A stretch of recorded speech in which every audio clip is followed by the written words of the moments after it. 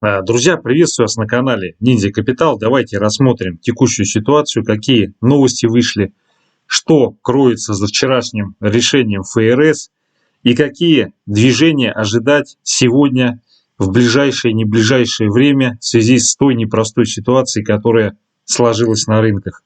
Так, друзья, давайте начнем с календарика. То, что вчера произошло, то, что вчера ожидалось. Вчера вышли данные по продажам на вторичном рынке жилья в Соединенных Штатах. Они вышли чуть хуже прогноза. Прогнозировалось 5,89 миллионов, вышло 5,88 миллионов. Но на самом деле цифра, она в пределах там туда-сюда, там какой-то погрешности. Но нюанс заключается в том, что это значение, оно все равно и уже ощутимо меньше, чем то значение, которое было в прошлый раз. То есть налицо замедление продаж на вторичном рынке. Здесь на самом деле нет такого прямо однозначного решения, что вот продажи на вторичном рынке падают, это плохо, это все там пиши пропало. Или наоборот, что это там хорошо и так далее. Процесс этот достаточно сложный, потому что продажи на вторичном рынке, с одной стороны, это выход так называемых инвестиционных домов и квартир в свет. То есть те люди, которые покупали недвижимость для инвестиционных целей, ожидая, что вырастет цена или же получать еще доход арендный, то есть они решили эту недвижимость скинуть. Соответственно, вот чем больше продаж на вторичном рынке, тем больше желающих людей избавиться от недвижимости. Как правило, такие движения они приводят к тому, что разворачивается кризис, так или иначе. С другой стороны, продажи на вторичном рынке – это и снижение в своем роде экономической активности, потому что это означает, что сделок становится меньше. Да, на вторичном рынке, да, это не учитывает первичный рынок, тем не менее, в данном случае я считаю, что снижение данной характеристики указывает на то, что идет в некотором роде затухание американской экономики или, по крайней мере, восстановление не в том объеме, в котором это прогнозировалось, предполагалось. Так, далее, с запасами сырой нефти вышло все отлично, они упали больше ожиданий, и мы в ближайшее время ждем, что нефть будет тестировать диапазон 77,5-78, ну для начала устойчивое пробитие 76,1 и закрепление, а вот пробой диапазона 77,5 78, оно может увести нефть Brent не только на 80 или 84, а и на все 94. Так, ну и, конечно же, решение ФРС – это, скажем так, ключевое событие всех ближайших дней и, возможно, месяцев. Так, вот такие ужас новости о том, что ФРС дала доллару разрешение на взлет, и все там заканчивается количественное смягчение, печатать перестают и так далее и тому подобное. На самом деле, с моей точки зрения, это не совсем так, как излагают российские и многие другие СМИ. Человек так устроен, что он всегда хочет все упростить, чтобы все стало черное или белое. Даже вот американские коллеги этих СМИ пишут, что все как бы ястребы дорвались до ФРС, все захватили, пишите, все пропало и так далее и тому подобное. Так, ну, друзья, на самом деле, я думаю, что гораздо более сильное влияние на фондовый рынок может оказать введение корпоративного налога и сокращение байбеков. Вот эти события, они могут гораздо более существенно повлиять на рынок. На самом деле, что тут в этом заявлении ФРС ястребиного, я так и не понял, потому что все, что как бы было сказано Пауэллом, оно все находится в пределах канвы заявлений, которые звучали ранее. Единственное, на что я хотел обратить внимание, когда вот эта вся ситуация начинали ее обсуждать и делать какие-то прогнозы, видения по поводу того, что ФРС будет делать осенью, я еще летом или весной, по-моему, говорил, что с инфляцией будет труба. Соответственно, они будут думать, что им делать, потому что они не смогут инфляцию загнать туда, откуда она вышла. Ни о каких там 2% средневзвешенной даже речи не будет идти, но пока идет восстановление американской экономики, они будут смотреть сквозь пальцы на то, что инфляция выросла. Пауэлл, по-моему, на июньском заседании сказал, что, соответственно, осенью будет падение инфляции, потому что вот сейчас инфляция выросла из-за того, что начался автосезон и выросли очень значительно цены на подержанные машины и их аренду. Ну, конечно, еще тогда я обратил внимание, что это от лукавого, потому что на самом деле факторов для того, чтобы инфляция не вернулась в прежнее русло, их более чем достаточно. Это и ситуация с урожаем во всем мире. Это и рост недвижимости, и следом идущий рост аренды. И поэтому, как бы с моей точки зрения, июньское заявление Пауэлла о том, что инфляция она осенью упадет, но это было так, для того, чтобы народ успокоить. На самом деле, конечно, с учетом напечатанных денег и выброшенных в рынок, и с учетом того, что есть разбалансировка в экономике мировой и Соединенных Штатов, но я вообще не вижу никаких оснований для того, чтобы инфляция начала падать. То есть для того, чтобы инфляция начала падать, надо либо остановить экономику, но это мы с вами понимаем, что это невозможный сценарий, его реализовывать никто не будет. И второй момент, нужно убрать возникшую разбалансировку. То есть сбой логистических поставок и так далее и тому подобное. Но такие процессы, они быстро не расшиваются. То есть вот на то, чтобы все это дело пришло в чувство, я думаю, ну как минимум надо года 2, то и 3. А если ориентироваться на оценку ситуации, которую дает Тайлер Дурден, он же Мистер Зиро, то здесь вообще возникает такая картина, что в ноябре будет объявлено о сокращении выкупа активов, и вся эта история с выкупом активов, она завершится буквально к середине лета 2022 года. Но понятное дело, что это связано с тем, что инфляция, она уже как бы очень велика, и она выходит из-под контроля. Ну и, соответственно, то, что хотят как можно быстрее начать увеличивать процентные ставки. Ну, на самом деле, такая реакция, она вполне естественна. Это связано с ростом инфляции, потому что сокращение выкупа активов и увеличение ставок, оно придет к тому, что инфляцию подрежут.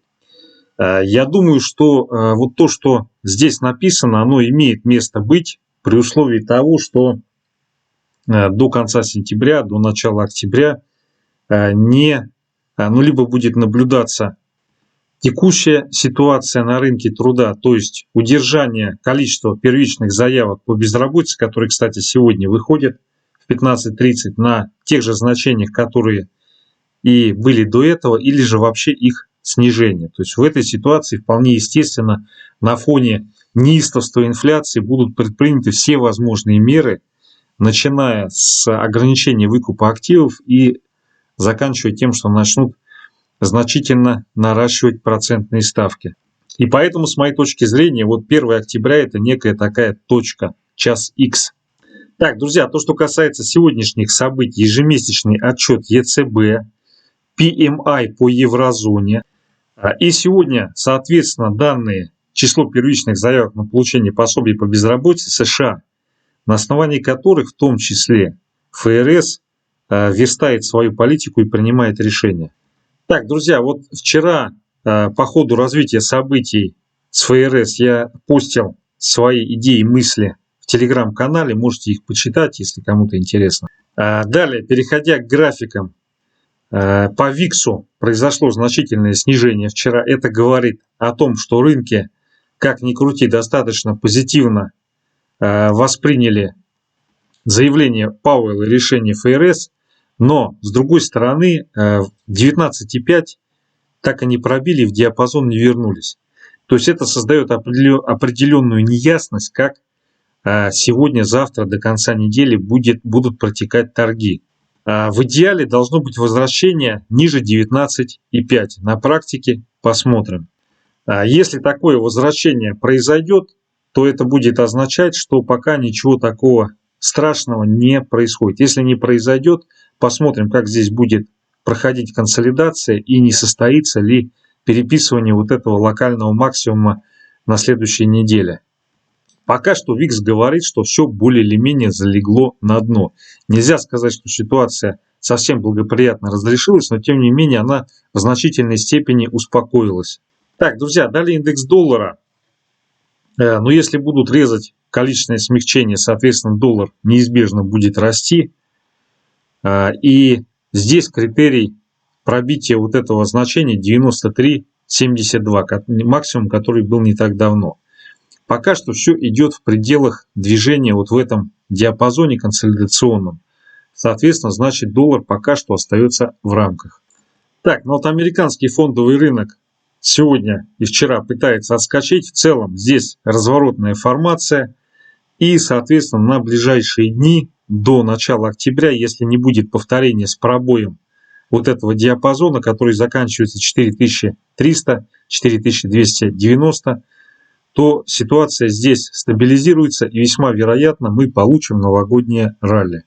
Так, друзья, далее золото, смотрите. Но по золоту вчера вообще просто шикарная ситуация была. Здесь 1760, если 1760, 1757 мы сегодня повторно не бьем, то у нас отсюда вот это движение ведет к тому, что мы сегодня уходим на 1780-1778. Вот сюда, в этот диапазон. Если здесь возникает пробитие, то точка остановки будет находиться в районе 1745. Так, друзья, далее нефть, смотрите, 76,1 пробиваем, закрепляемся. Следующая цель движения, тестирование на пробой 77,5, 78. Если здесь возникает пробой, дальнейшая цель 94. А если ориентироваться на часовик, сейчас коррекционный откат намечается. Если при этом не возникает пробитие 75,2, 75,3, то вот этот откат будет выкуплен и пойдет устойчивое движение на 77,5. Так, друзья, далее рубль-доллар, USD Tomorrow. Часовой таймфрейм сразу ставлю. Смотрите, здесь у нас идея очень простая. С одной стороны, понятное дело, идет рост нефти, с другой стороны пошли заявления о введении дополнительных санкций против конкретных лиц.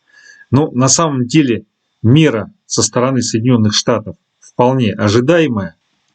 Наиболее вероятно, что она будет реализована даже, возможно, в очень широком объеме, потому что, по сути, все ключевые события, которые этому препятствовали, они произошли. Были проведены переговоры Байдена и Путина, потом произошли в России сентябрьские выборы. Соответственно, здесь у американцев есть фактически все поле для того, чтобы что-то делать, что-то предпринимать. Итого, друзья, смотрите, рубль-доллар. Вот у нас фактор нефти, он начинает работать, если отсюда происходит откат вниз и пробивается 72,5. Это застарелый уровень по рубль-доллар. Если этот уровень не пробивается сегодня, у нас все движение будет построено в диапазоне 73,08, 72,75. Вот здесь вот. Соответственно, повторное движение наверх и пробой 73,2 приведет к тому, что у нас цель движения первая будет вот здесь 73,65 и потом уход по направлению к 74. Ситуация, которая в экономике РФ указывает на то, что рубль не будет дорогим, даже при растущей нефти. Вот этот диапазон в районе 72,5, там 72,1, 72,5, это как раз тот самый железобетонный уровень, откуда начинают валюту активно собирать. И поэтому, я думаю, здесь без существенного движения нефти вверх укрепление рубля маловероятно. То есть, скорее всего, либо текущие значения, либо дальнейший уход наверх доллара. Никакого Армагеддона, здесь просто экономика, вот и все. Так, друзья, далее Китай, дневной таймфрейм. Китай сегодня отскакивает. Опять же, движение перешло вот в этот консолидационный диапазон. Но здесь надо четко понимать, что фундаментальные проблемы Китая, они не решены. И они решены, я так предполагаю, не будут. Движение в рамках этого консолидационного диапазона возможно. Движение наверх менее вероятно. Соответственно, может быть коррекционный отскок, потом, соответственно, возврат вот сюда к этому значению и попытка его пробоя. Так, друзья, далее вот по Evergrande меня спрашивают, что с ним делать, стоит ли его купить, потому что вроде как разворотная формация, и он будет отбиваться. Но смотрите, здесь компания, по сути, она банкрот. Но она банкрот не потому, что она там какими-то резвыми делами занималась, а потому что фундаментально такая ситуация с рынком недвижимости в китайской экономике. Демографическая ситуация там тоже она не способствует тому, чтобы отскок произошел в этой сфере. До самых минимальных значений, 1, по-моему, 77, если не ошибаюсь, у них было, не допадали. Поэтому отскок отсюда возможен дохлой кошки. Я не думаю, что этот отскок будет более чем 5,5, это раз. Во-вторых, здесь надо четко понимать, что это очень рискованное действие, если покупать эти акции, потому что компания банкрот. И следующий момент – это сама страна. Сама страна, она в любой момент, поскольку там все централизовано, плановая экономика, если будут какие-то глобальные проблемы, они могут просто заморозить все акции, все вложения, и все. Поэтому здесь, с моей точки зрения, вложения в этот актив, они превышают разумные риски.